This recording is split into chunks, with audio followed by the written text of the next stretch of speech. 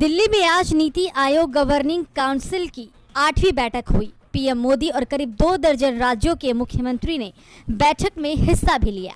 अपने अपने राज्यों की योजनाओं को सामने रखा। 8 विषयों पर महत्वपूर्ण चर्चा की गई। इसमें 2047 तक विकसित भारत, एमएसएमई पर जोर, इंफ्रास्ट्रक्चर और इन्वेस्टमेंट, अनुपालन का बोझ कम करना, महिला सशक्तिकरण, स्वास्थ्य और पोषक, कौशल विकास, क्षेत्र के विकास और सामाजिक बुनियादी ढांचे के लिए गति शक्ति शामिल है। जहां एक और 8 विषयों पर चर्चा हुई तो 8 मुख्यमंत्री बैठक में शामिल नहीं हुए।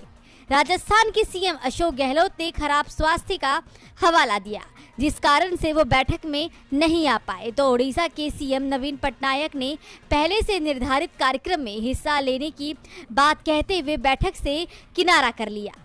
नीतीश कुमार ने भी यही कहा, लेकिन बाद में पत्रकारों से चर्चा करते हुए कहा कि बिहार के विकास में केंद्र अड़ंगा लगाता है।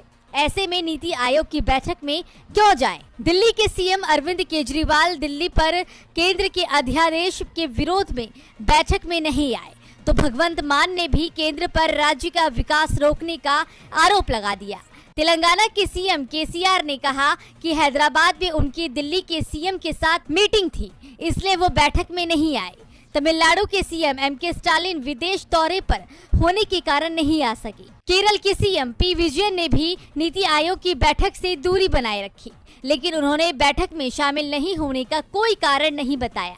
पश्चिम बंगाल की सीएम ममता बनर्जी अपनी जगह राज्य के वित्त मंत्री को भेजना चाहती थी, लेकिन केंद्र ने इसकी अनुमति नहीं दी। ममता बैठक में नहीं पहुंची। डीबी लाइव की